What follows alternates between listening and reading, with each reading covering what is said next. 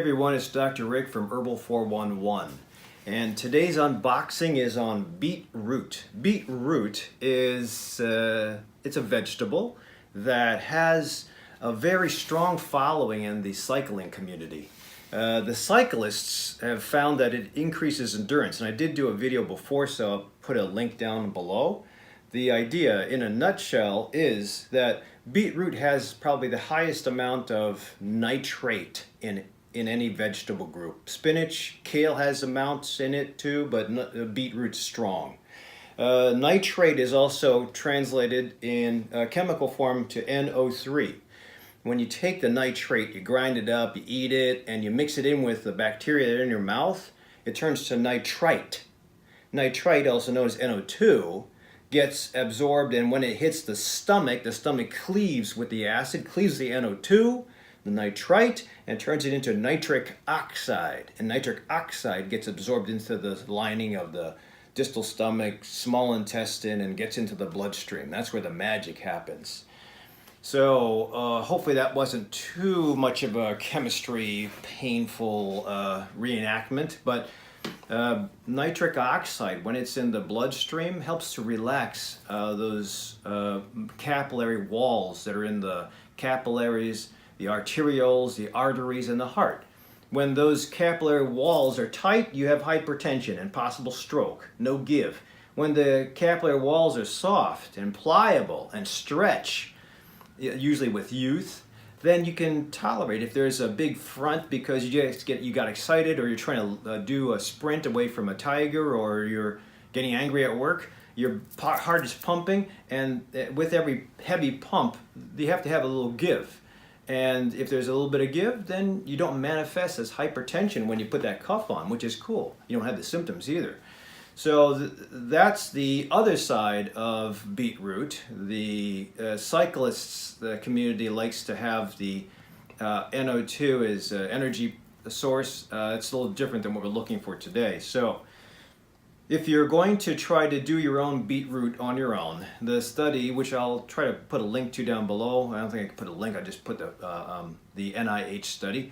But if you're going to do it on your own, try to get about 500 grams of the BeetRoot and grind it up, and hopefully it tastes good. That's a lot of work for me. And I sometimes go to Mariano's and they have that in juice form, and they mix it in with a couple other things, but it's also a very heavy carbohydrate hit, so I try to avoid that, and it's pricey. So overall, the price will be much more if you pay for that every day for the rest of your life than this. This is more exact, and it's measured out, we hope. You have to trust the companies. Mercola's stuff, this is Joe Mercola's stuff, is high quality. I think he has a lot of arduous tasks that his vitamin companies have to go through. That's why it's so expensive. And that's the only downside of the Mercola products, is it's expensive. That's the front label.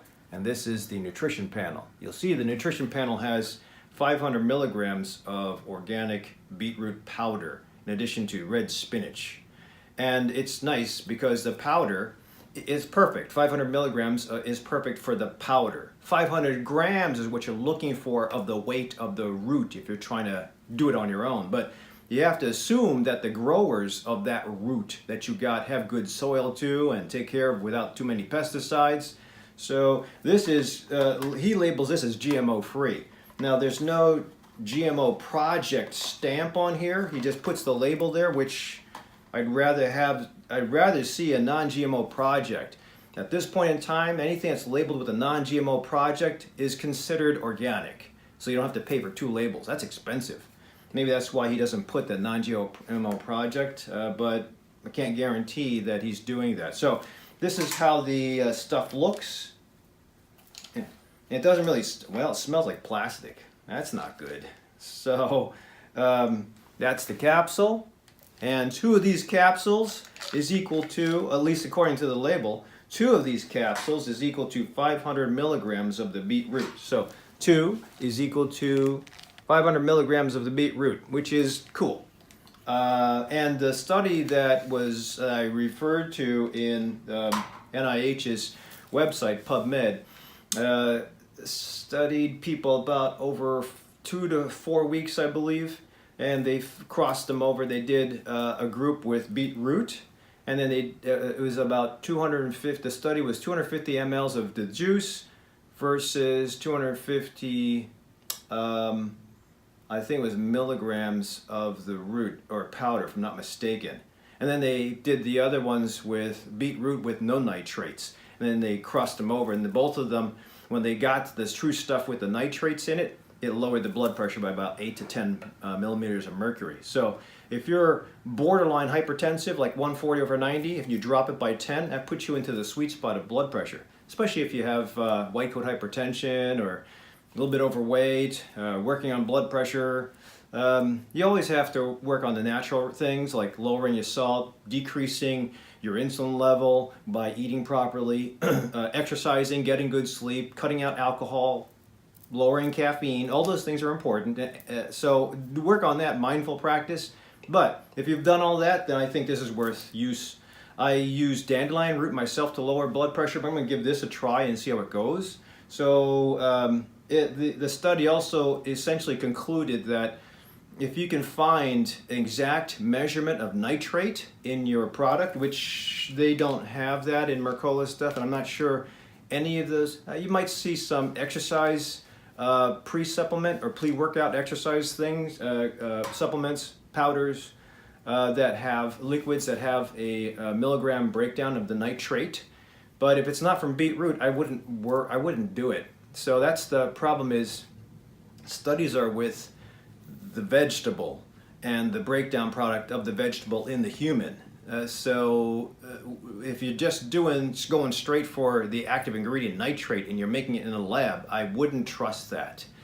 Kind of like the same concept of turmeric in whole food form has been associated with inflammation. But if you try to take the active ingredient out of turmeric and you just isolate that in a lab, it might not give you the same results as eating turmeric.